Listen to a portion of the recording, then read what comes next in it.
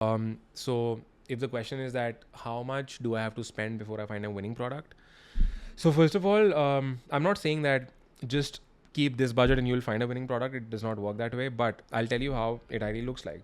So the rule of thumb, like I said, is that if you're selling ₹1,000 product, um, the cost per purchase on the ad set level should not be more than 10% of the selling price. So the selling price is ₹1,000, you don't spend more than ₹100. Okay.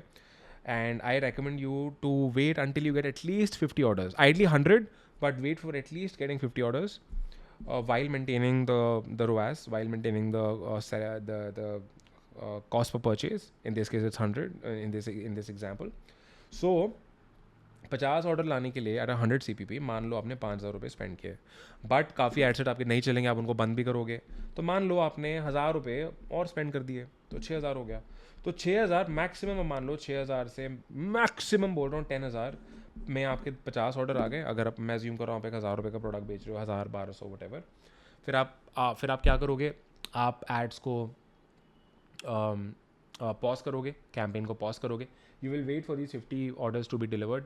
फिर आपको समझ आएगा कि यार इस 50 में से मेरे सिर्फ 20 प्रोडक्ट डिलीवर हुए हैं, तो इसका ये मतलब हो गया कि अगर मैं इसको ओवरऑल देखता हूँ तो मेरा 40% ही ऑर्डर डिलीवर हुआ है।